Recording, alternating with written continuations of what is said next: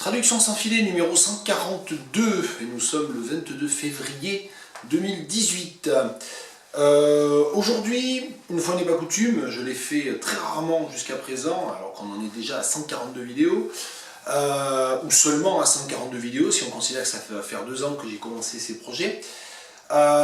Aujourd'hui, une fois n'est pas coutume, je vais me tenter de traduire un petit extrait d'un texte de critique en allemand.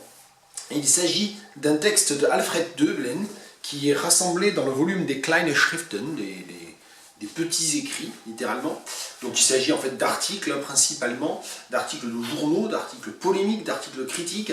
Et en fait, la raison pour laquelle je me suis remis à lire un petit peu du Döblin, c'est que j'ai découvert qu'il y avait un de ses romans dont on fêtait le centenaire de la publication cette année, et que je ne connaissais pas du tout ce livre-là. J'ai pas réussi à le trouver ni en ligne, ni à la BU. Ils ont juste un extrait en fait dans un volume de choix, en fait, de choix de texte de Alfred Döblin. Donc c'est un peu, j'ai commencé à le lire, mais c'est un peu frustrant parce que j'ai que le début. Et du coup, j'ai aussi emprunté ce volume d'écrits, d'articles, d'essais, extrêmement intéressant. Et il y a un texte qu'il faudrait en fait traduire, lire en entier, mais c'est pas l'objet aujourd'hui si on veut tenir en dessous des 10 minutes. C'est un texte de mai 1928 qui s'appelle Kritik ist Kampf. Kritik ist Kampf. Kritik erfolgt nur von einem bestimmten Standpunkt aus. Es heißt unterscheiden und der Unterscheiden geht immer voraus ein Entscheiden. Kritik und Stellungnahme sind ein und dasselbe. Darum ist Kritik eine Kampf- und Streitposition.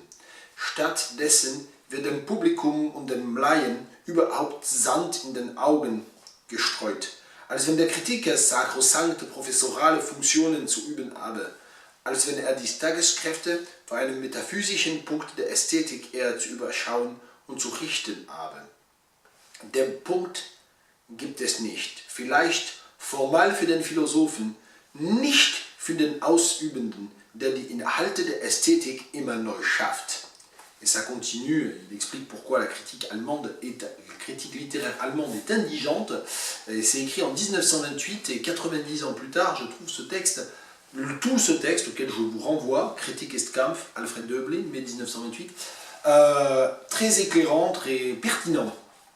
Allez, on perd plus de temps. Kritik ist Kampf, la critique c'est le combat, c'est un combat. Kritik erfolgt nur von einem bestimmten Standpunkt aus. La critique ne réussit qu'en se plaçant depuis un point de vue précis.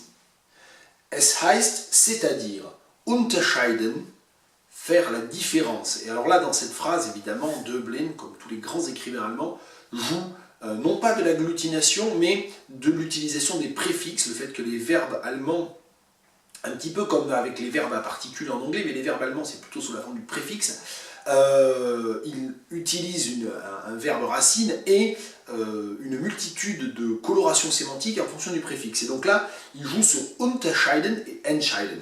Es heißt unterscheiden, cela veut dire qu'il faut faire la différence, cela revient à discriminer. Und dem Unterscheiden geht immer voraus ein Entscheiden. Et pour pouvoir discriminer, pour pouvoir faire la différence, il faut au préalable, entscheiden, prendre une décision. Évidemment, je ne sais pas très bien comment rendre compte de ce jeu de mots entre unterscheiden et entscheiden. Déterminer, décider. Différencier, décider. Kritik und Stellungnahme sind ein und dasselbe. La critique et la prise de position, c'est la même chose. Il n'y a pas de différence, entre la critique et la prise de position. Critiquer, c'est nécessairement prendre position. Darum ist Kritik eine Kampf- und Streitposition.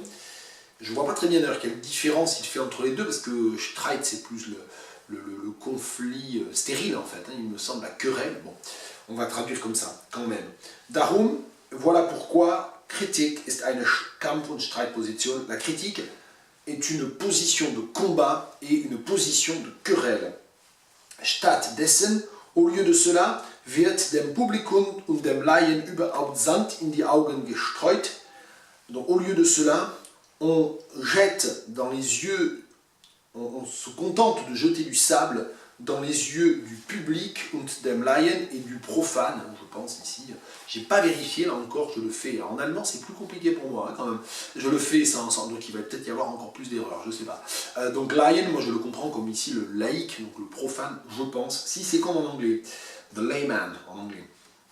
Als wenn der Kritiker, comme si le critique zu üben habe, devait exercer sacrosancte professorale Funktionen, des fonctions professorales sacro-saintes, devait occuper une position professorale sacro-sainte, als wenn die Tageskräfte von einem metaphysischen Punkt der Ästhetik her zu überschauen und zu richten habe, comme s'il devait contempler ou observer, überschauen, comme s'il devait observer und richten et juger. Alors, die Tageskräfte, j'ai pas bien compris ça, littéralement les forces du jour, donc je pense le sujet du jour, peut-être l'œuvre de l'époque, l'œuvre contemporaine, peut-être avec cette idée d'éphémère aussi, hein, l'œuvre du jour, depuis un point de vue métaphysique et esthétique, hein, littéralement c'est depuis un point métaphysique de l'esthétique, hein, depuis un point de vue métaphysique et esthétique,